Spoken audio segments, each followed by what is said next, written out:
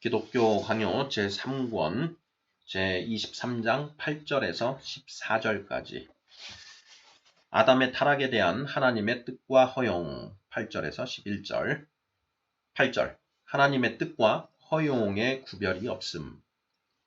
여기서 그들은 뜻과 허용이 서로 다르다는 사실에 의지한다. 그리하여 그들은 악인이 멸망하는 것은 하나님이 허용하시기 때문이지 그가 그렇게 뜻하시기 때문이 아니라고 주장한다. 그러나 하나님께서 그렇게 뜻하시기 때문이 아니라면 무엇 때문에 허용이라는 말을 쓴단 말인가? 또한 하나님께서는 그저 허용만 하시고 그 어떠한 것도 정하지 않으신 채 가만히 계시고 사람이 스스로 멸망을 자초했다는 논리는 그 자체가 설득력이 없다. 그것은 마치 하나님께서는 만물의 영장의 상태에 대해서 그가 뜻하시는 상태를 전혀 정해놓지 않으셨다는 것과도 같은 말이 아닌가? 그러므로 나는 주저하지 않고 곧바로 아우구스티누스의 말을 빌려서 하나님의 뜻이 곧 필연이다 라고 고백할 것이다. 그리고 마치 그가 미리 보신 일들이 진정 이루어지듯이 그가 뜻하신 바가 필연적으로 이루어질 것이라고 고백할 것이다. 그런데 혹시 펠라기우스 주의자들이나 마니교도들이나 제세례파들이나 에피쿠로스 주의자들이 이 문제에 대해서 우리는 이 네파와 상대해야 한다. 자기 자신들의 사악함을 감추는 구실로 하나님의 예정 때문에 자기들이 필연의 압박을 받고 있다며 반론을 제기한다 해도 그들로서는 그 목적을 위해 도움이 될 만한 아무런 논지도 제시하지 못하는 것이다. 왜냐하면 만일 예정이 아무것도 아니고 그저 하나님의 은밀하고도 흠이 없는 공의를 집행하는 것에 불과하다면 그들이 그런 처지에 있도록 예정되기에 합당한 것이 분명하므로 예정에 의해서 그들에게 임하게 되는 그 멸망이 지극히 정당하다는 것도 똑같이 분명하기 때문이다. 뿐만 아니라 그들의 멸망은 그 원인과 근거가 그들 자신에게 있도록 그렇게 하나님의 예정에 의존하는 것이다. 첫사람 아담이 타락한 것은 주께서 그것이 적절하다고 판단하셨기 때문이었다. 그러나 어째서 그렇게 판단하셨는지는 우리로서는 알 길이 없다. 그러나 분명한 것은 그런 판단으로 말미암아 그의 이름의 영광이 정당하게 드러나는 것을 친히 보셨기 때문에 하나님께서 그렇게 판단하셨다는 사실이다. 하나님의 영광이 거론되는 것을 들으면 그의 공의로우심을 생각하여야 한다. 찬양받을 가치가 있는 것은 무엇이든 의로운 것이기 때문이다. 그러므로 사람은 하나님의 섭리가 정하는 대로 타락하지만 그러나 그는 자기 자신의 과실로 말미암아 타락하는 것이다. 인간의 타락이 있기 조금 전에 주께서는 지으신 그 모든 것을 보시니 보시기에 심히 좋았더라고 선언하신 바 있다. 창세기 1장 31절.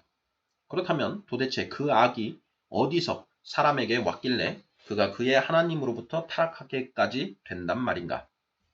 그것이 피조세계에서 오는 것이라고 생각하지 않도록 하나님께서는 자기 자신에게서 나온 것에 대하여 인정하는 도장을 찍어 놓으셨다.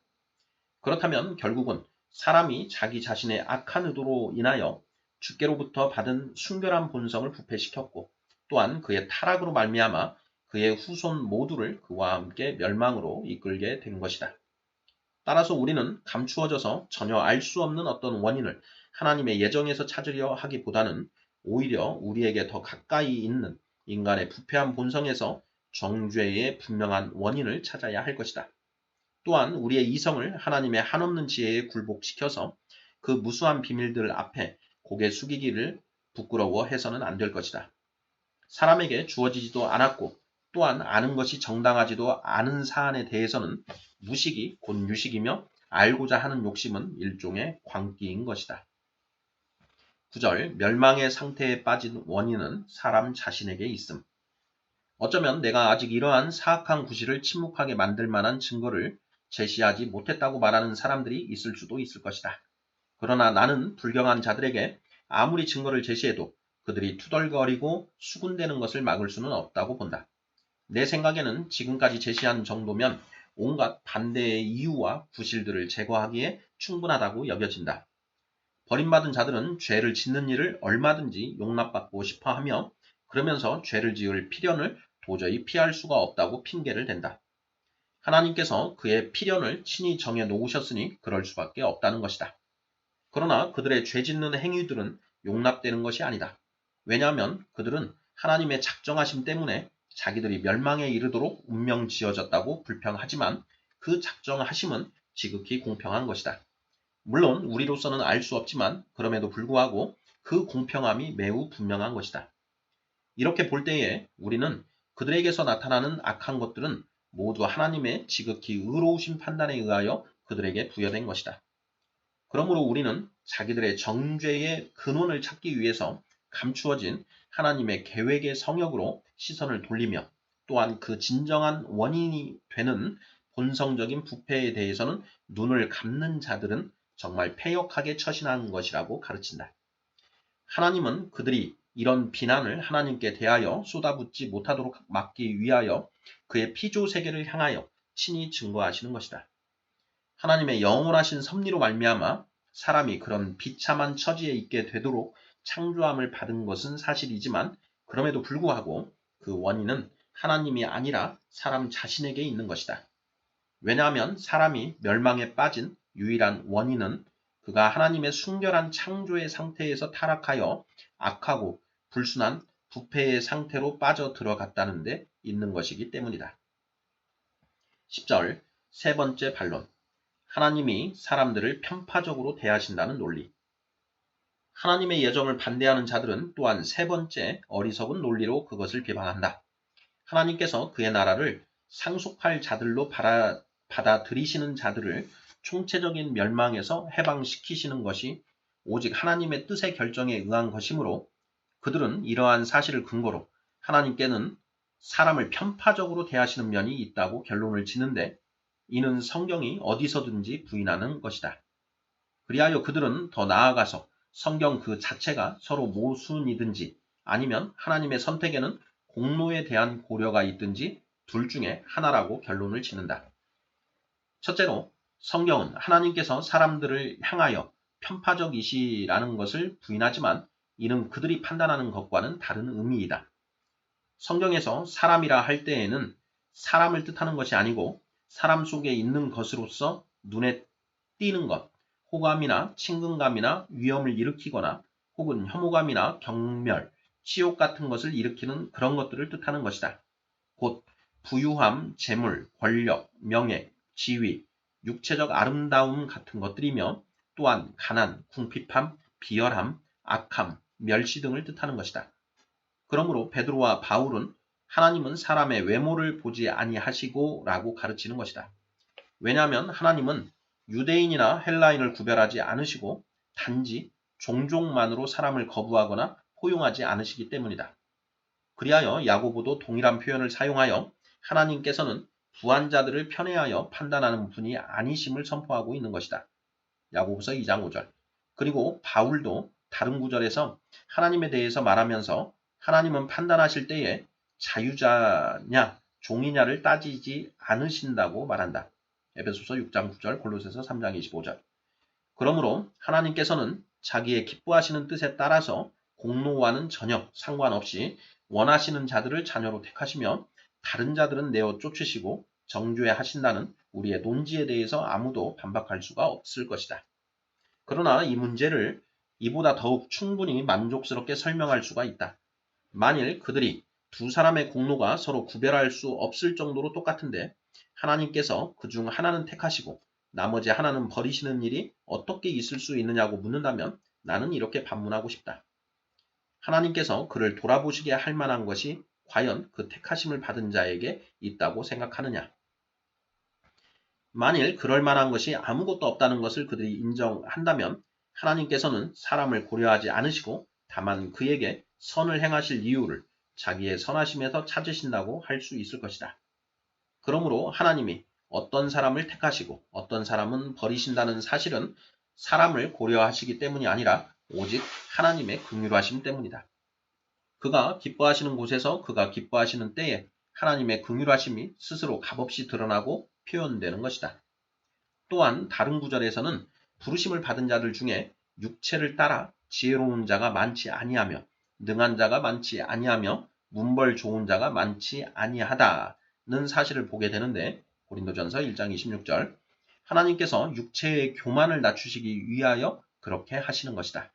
그러므로 하나님의 사랑은 결코 사람의 외모에 매이지 않는 것이다. 11절. 예정에서 나타나는 하나님의 긍휼과 의의. 그러므로 어떤 이들은 하나님께서 예정하실 때에 모든 사람에게 똑같은 태도를 보이지 않으신다고 하여 하나님의 공의가 편파적이라고 거짓으로 악하게 비난하기도 한다. 그들은 말하기를 만일 모든 사람들이 죄책이 있다면 모두 똑같이 벌을 주셔야 하고 만일 모든 사람이 무죄하다면 그의 극심한 심판을 모든 사람에게서 거두셔야 할 것이라고 하는 것이다. 그러나 그들은 마치 하나님께서 아예 긍휼을 베푸시지 말든가 아니면 긍휼을 보이고자 뜻하실 때 그의 심판도 완전히 철회하시든가 해야 옳은 것처럼 하나님을 대하는 것이다. 그러면 그들이 요구하는 것은 과연 무엇인가? 모든 사람이 죄책이 있다면 모두 똑같은 형벌을 받아야 한다는 것이다. 모든 사람이 똑같이 죄책을 지고 있다는 것은 우리도 인정한다. 그러나 우리는 하나님의 긍휼하심이 그 가운데 일부를 구원하신다고 말한다. 그들은 모든 사람이 구원받아야 한다고 주장한다. 그러나 우리는 하나님께서는 심판 중에서도 공정한 심판자이심을 스스로 드러내 보이시는 것이 옳은 일이라고 대답하는 것이다. 이것을 허용하지 않는다면 그들은 결국 하나님에게서 긍휼을 보이실 능력을 빼앗으려 하는 것이거나 아니면 최소한 그가 그의 심판을 완전히 철회하신다는 조건을 걸고 그에게 그 능력을 허용하려 하는 것이 아니면 무엇이겠는가? 아우구스티누스의 다음과 같은 진술이 여기에 아주 적절하다. 첫사람 안에서 모든 인류가 정죄 아래 빠졌으므로 그 중에 영광을 받기로 예비된 그릇들은 그들 자신의 의로 된 그릇들이 아니요 하나님의 긍휼로 된 그릇들이며 천이 쓰기 위해 예비된 다른 그릇들은 탐구의 대상이 아니고 심판의 대상들인 것이다. 하나님께서는 그가 정죄하시는 자들에게는 그 공과에 따르는 형벌을 베푸시지만 그가 부르시는 자들에게는 공과와는 관계없이 은혜를 베푸시기 때문에 마치 돈을 빌려준 사람이 자기의 뜻대로 한 사람에게서는 빚을 탕감해주고 다른 사람에게는 그대로 받아낼 수 있는 권리가 있는 것처럼 그는 아무런 비난도 받으실 이유가 없는 것이다.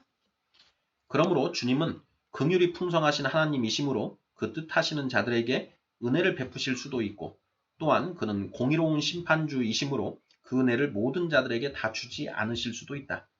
그는 전혀 자격이 없는 일부의 사람들에게 은혜를 주심으로써 자기의 값없는 은혜를 보여주실 수 있고 그것을 모든 이들에게 다 주지 않으심으로써 그들 모두가 받아 마땅한 그 형벌을 드러내실 수도 있는 것이다. 바울은 하나님이 모든 사람을 순종하지 아니하는 가운데 가두어 두심은 모든 사람에게 긍휼을 베풀려 하심이로다 라고 말할 때에 동시에 하나님께서 어느 누구에게도 빚을 지신 분이 아니라는 말을 덧붙일 필요가 있었고 그리하여 그는 누가 주께 먼저 드려서 갚으심을 받겠느냐라고 말하는 것이다. 로마서 11장 35절. 예정의 교리는 해가 되는 것이 아니라 오히려 유익된 것임. 12에서 14절. 12절. 네 번째 반론. 선택의 교리가 올바른 삶을 향한 열심을 무너뜨린다는 논리. 또한 우리의 반대자들은 예정의 교리를 무너뜨리기 위해서 만일 예정이 확증되면 선을 행하고자 하는 열심과 신중한 자세가 완전히 무너진다는 반대 논리를 제기한다. 그들의 논지는 하나님의 영원하고도 불변하는 작정을 통해서 사람에게 생명이나 사망이 정해져 있다는 말을 들을 때에 하나님의 예정이 사람의 노력으로 취소되거나 나아지는 것이 아니므로 자기가 어떻게 행동하든 전혀 상관이 없다는 생각이 들지 않을 사람이 어디 있겠느냐는 것이다. 그리하여 모든 사람들은 자기 자신을 던져버리고 절박한 심정으로 욕심에 이끌리는 대로 마구 행동할 것이라는 것이다. 이런 그들의 논지가 전혀 사실무근인 것은 아니다. 왜냐하면 몹쓸 모독적인 언행으로 예정의 교리를 더럽히며 그것을 구실로 모든 권고와 책망을 회피하는 돼지 같은 자들이 많이 있기 때문이다. 하나님께서는 그가 우리를 어떻게 처리하실지를 단번에 결정지어 놓으셨다.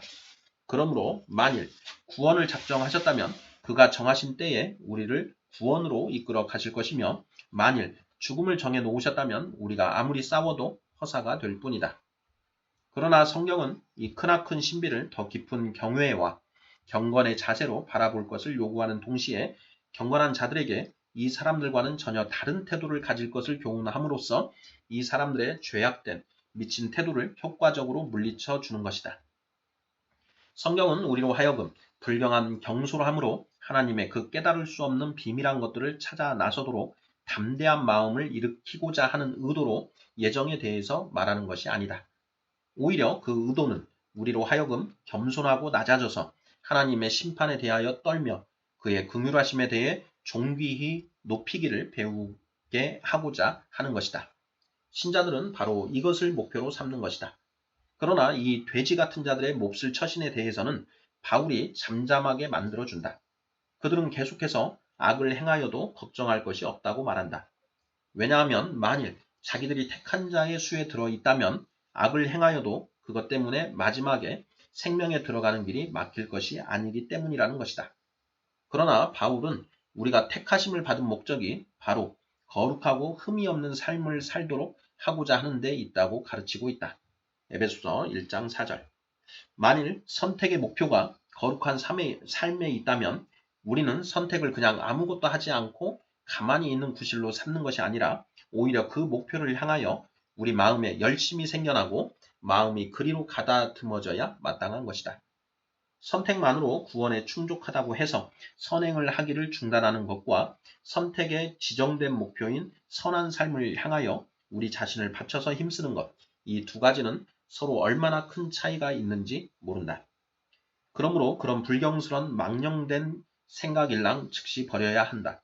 그것들은 선택의 모든 질서 전체를 악의로 뒤덮어버리려 하기 때문이다. 그러나 그 사람들은 그 불경의 강도를 한층 더 높여서 하나님으로부터 정죄함을 받은 자는 아무리 하나님께 인정을 받아보려고 무죄하고 순전한 삶을 살고자 애써도 결국 하나님의 인정을 받지 못할 것이라고 말한다. 그러나 이런 주장을 통해서 그들은 부끄러움을 모르는 거짓을 범하는 것뿐이다. 그들이 선택되지 않았다면 대체 그런 노력이 어떻게 가능하단 말인가? 유기된 자들에 속하는 자는 누구든지 천한 것을 위하여 예비된 그릇들인 까닭에 계속되는 범죄의 행위로 하나님의 진노를 자초하기를 그치지 않으며 그리하여 그들은 아무리 거부하고자 애써도 하나님의 심판이 이미 그들을 향하여 선언되었다는 것을 분명한 표징으로 확증해 보이는 것이다. 13절 다섯 번째 반론. 선택의 교리가 모든 권고들을 무의미하게 만든다는 논리. 그러나 또 다른 사람들은 이 교리가 마치 경건한 삶을 위한 모든 권면들을 전혀 소용없게 만드는 것처럼 악의로 파렴치하게 오도하고 있다. 이 문제는 한때 아우구스티누스를 괴롭히기도 했는데 그는 책망과 은혜에 관하여 발렌티누스에게 보냄이라는 책을 통해서 이를 말끔히 해결한 바 있다. 참된 가르침을 받고자 하는 모든 경건한 자들은 이 책을 읽어보면 큰 만족을 얻을 것이다. 그러나 나는 여기서 몇 가지를 언급하고자 하는데 이것이 정직한 자들을 만족시켜 주기를 바라는 마음이다. 바울이 얼마나 분명하고도 단호하게 값없는 선택을 가르친 분이었는지는 앞에서 이미 살펴본 바 있다. 그래서 그가 교훈과 권면에 냉담했는가? 이 선한 열심가들이 그들의 열심을 바울과 비교해 보았으면 좋겠다. 그러면 바울의 강렬한 열정에 비하면 그들의 열심은 얼음처럼 차가울 뿐이라는 것을 알게 될 것이다. 사실 우리가 부정함으로 부르심을 받은 것이 아니라 각각 거룩함과 존귀함으로 자기의 안에 대할 줄을 알고 또한 우리는 그가 만드신 바라 그리스도 예수 안에서 선한 일을 위하여 지으심을 받은 자니 이 일은 하나님이 전에 예비하사 우리로 그 가운데서 행하게 하려 하심이니라는 원리로도 충분히 모든 의심들이 제거되고도 남음이 있다. 요컨대 바울의 말들을 어느 정도 아는 사람들은 구태여 긴 증거를 대지 않아도 그들이 반론을 제기하는 그런 문제들을 그가 얼마나 합당하게 조화시켜 주는지를 이해할 것이라는 말이다. 주님은 내 아버지께서 오게 하여 주지 아니하시면 누구든지 내게 올 수 없다라고 말씀하시는데 그의 이러한 진술이 거짓된 것도 아니요 그의 명령과 모순이 되는 것도 아니다. 그러므로 전도를 통해서 사람들을 믿음으로 인도하고 그들을 인내 가운데서 굳건히 지켜서 계속 유익을 얻게 해야 할 것이다. 그러나 그렇다고 해서 예정에 대한 지식이 방해를 받아서는 안 될 것이다. 순종하는 자들로 하여금 자기들의 그런 순종의 노력에 대해 스스로 자랑하지 않고 주 안에서 영광을 돌리게 되어야 하는 것이다. 그리스도께서 귀 있는 자는 들으라고 말씀하신 데에는 그만한 이유가 있다. 그러므로 귀 있는 자들에게 권면하고 가르칠 때에는 그들이 기꺼이 순종하지만 귀가 없는 자들에게 그렇게 하면 듣기는 들어도 깨닫지 못할 것이요 라는 말씀이 그대로 성취될 것이다. 그러나 아우구스티누스는 이렇게 말한다. 그러나 어째서 이 사람들은 들을 귀가 있고 저 사람들은 그런 귀가 없는가? 누가 주의 마음을 알았느뇨? 감추어진 것을 깨달을 수가 없다고 해서 분명하게 드러난 것까지 부인해야 하겠는가? 이는 아우구스티누스의 말을 충실하게 옮긴 것이다. 그러나 내 말보다는 그의 말이 더 강력한 권위를 갖고 있으니 이제 그가 써놓은 내용을 그대로 인용하기로 하자. 말씀을 들을 때에 무기력하고 게으름에 빠져서 모든 열심을 버리고 정욕에 이끌려 마음대로 행하는 자들이 있다면 하나님의 예지에 대해서 진술한 사실이 거짓이 되어버리는 것인가? 만일 하나님께서 그들이 선해질 것을 미리 아셨다면 그들이 지금 아무리 깊은 악 속에 빠져 있다 할지라도 결국 선해질 것이 아닌가? 그리고 만일 하나님께서 그들이 악해질 것을 미리 아셨다면 그들에게 지금 아무리 선한 것이 있다 할지라도 결국 악해질 것이 아닌가? 그러나 이런 이유들 때문에 하나님의 예지에 대해서 말하지 않으면 다른 오류들이 생겨날 그런 시점에서 과연 그 예지에 대해서 진술해 놓은 진리를 부인하거나 혹은 뒤로 제쳐두어야 하겠는가? 그는 이렇게 말한다.